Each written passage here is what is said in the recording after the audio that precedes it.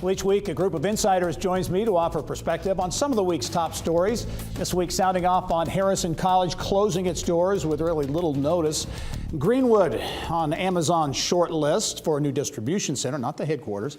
And Thor is on track to become the largest RV maker in the world. Our insiders this week are Hathaway Strategies President Ann Hathaway, Winston Terrell Principal Robin Winston, and new to the insiders, not new to the show, but new to the insiders, TechPoint Senior Director of Communications, Sarah Croft. And welcome one and all to the insiders this week. Thank you. Robin, I'll start with you with kind of the bad news of the last week or so, and that's Harrison College. Right. Been around for more than 100 years, a for-profit college, but abruptly announced that it was closing. 4,000, I think, Indiana students. They have locations in other states, but it came as a shock to a lot of people.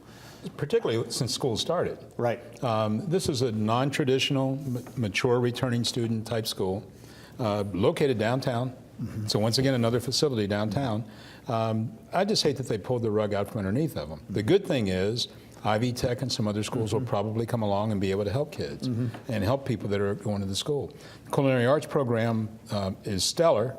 And I hope that they'll be able to find jobs and opportunities elsewhere. Coming out of that, right. And yeah, Robin talked about that next step for students, those individuals who are really impacted, obviously, in a big way. You see the efforts being made right now to transition those students to some of these other institutions. Absolutely. We work well with WGU Indiana. Chancellor Allison Barber put out a statement kind of welcoming those students to look mm-hmm. at WGU for options. I know Ivy Tech Community College would absolutely accept those students as well. Mm-hmm. All right, let's talk tech. Which you're very familiar with. Mm-hmm. More tech news this week. Seems to be every week we've got a big tech story. Two tech companies based in Indianapolis, EMPLIFY and SIGSTR, received combined about $12 million of venture capital. Yes. Much of it from a New Jersey-based VC firm. Absolutely. So and that's just in the past week alone that we've seen those investments. Multitudes have been coming in so far this year. A lot of that momentum is happening finally with out-of-state venture capital firms. So we're seeing more, as we appreciate all the investment coming from inside the state, more and more investors from outside of Indiana are looking at Indiana tech companies. And as you know, that investment will feed more job positions, it'll feed new innovation and real estate options for the city. What does that say about Indiana as a tech state? You know, that the out-of-state interest seems to be on the increase. Mm-hmm. You know, we facilitate about 300 of these types of conversations between VCs and tech companies last year alone. We know the amount of effort it takes for tech companies to be able to participate in those funding announcements. So we're really excited to see what they've done so far this year. And it just proves that Indiana is an emerging tech hub ready to take folks like Amazon right here. Yep. Well, High Alpha is an organization. So the former Target executive formed the company several years ago, mm-hmm. one of the tech shining stars, if you will. News breaking late in the week that High Alpha will be moving its headquarters to the new Bottleworks district along Mass Ave in downtown Indianapolis. And Ann, as you look at that development, High Alpha will be the first business component, if you will, of that massive facility. Mm-hmm. That people are calling it a transformational kind of development. Oh, for sure. Mm-hmm. It's so exciting to have them in the Bottleworks downtown. You know, Robin mentioned losing Harrison College downtown, but we're going to replace it with other jobs and other opportunities. The Mass Avenue corridor, the Bottleworks, I mean, there's fun stuff happening down there. Yep, and it creates a vibe. You talk about attracting and keeping talent. The Bottleworks projects, that's part of what keeps it. Absolutely, that vibe, the electricity, it really makes Indianapolis a real hub for enthusiasm, energy. It's just fun. Yep. Sarah, you mentioned Amazon, the headquarters, but Amazon may be looking to invest substantially in Greenwood with another distribution center. I mean, Amazon, a lot of people don't know Amazon's one of the state's biggest employers because of these big centers, these big distribution centers that they have around the state, southeast Indiana, here in the central Indiana region as well. Well, think about it. You get right on 65 right there. You get on 465 very easily. Mayor Mark Myers has made a determined effort for economic development. His council approved incentives the other night at the council meeting.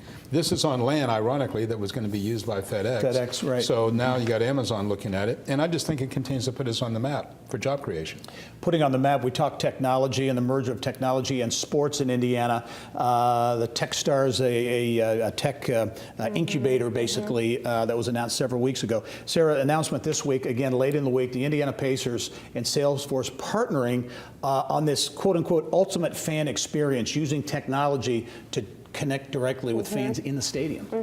Yeah, Salesforce Marketing Cloud products are all about increasing that customer experience for fans. They're doing that on a global scale. It's just about time that we see that happening here locally with folks like the Pacers. So with Indy being known as being a city for sports and now being that emerging tech hub and seeing that convergence happen with the Techstars announcement and now Salesforce and Pacers, that should be nothing but net for the Pacers fans. Nothing but net. I like that. And, Good. Yeah, and as you look at that, because it is something Indianapolis in particular has done well for many years, sports, hosting the biggest events, amateur and professional, and now this emerging tech hub, it would seem that marriage is a natural. It is a great marriage, and I think it's just going to enhance the fan experience, put more people in the stadium, make the Pacers more wholly owned by the entire community. I think it's going to be a real good ad, and I love the fact that it's happening here in our community and that Salesforce, the Pacers partnering together. It's something we can promote to the country. Yep. Having a Salesforce here with a major regional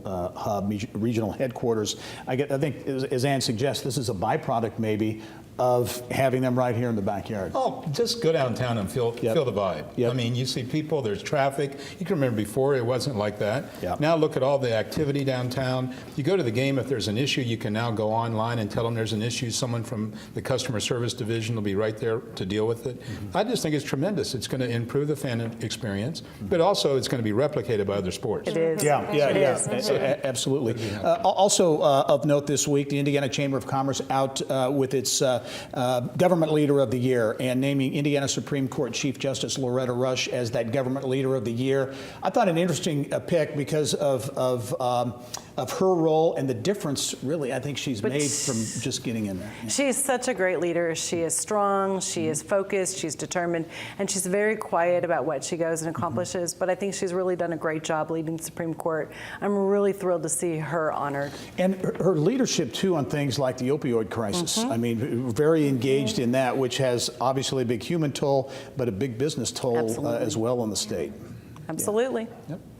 Sports, we like to end on sports. Okay. And anybody can weigh in on this. The Colts, you know, they disappointed in game one to an extent, let one get away, but won week two. What do you think? I think it's great. And, you know, anybody that doubts that Andrew Luck is back ought to look at the footage. He did a great job. Are you, what do you guys think? Are you reevaluating your predictions?